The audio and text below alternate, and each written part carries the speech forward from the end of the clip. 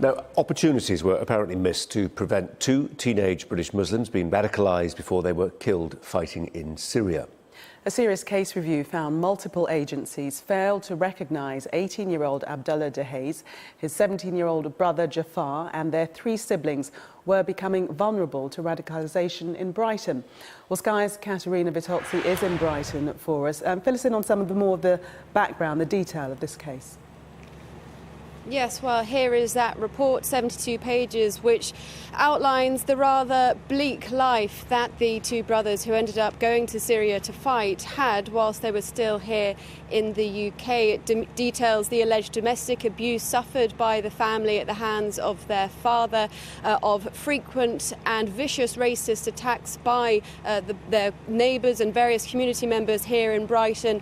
And it also looks at how agencies, how child protection services and how youth offenders agencies tried to engage with the children to some degree but ultimately failed.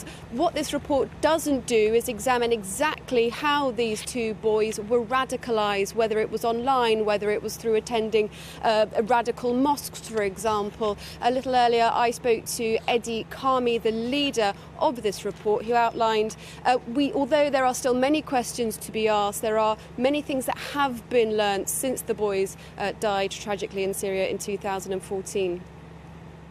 The world is a different place to what we thought it was, and that actually young people struggle, but young people who've had complex histories and have had a lot of trauma in their lives particularly are more likely to struggle with who they are, what they want to do, what they want to achieve in the world, what they think needs to happen in the world, and that we need to be aware of everybody's what is affecting them.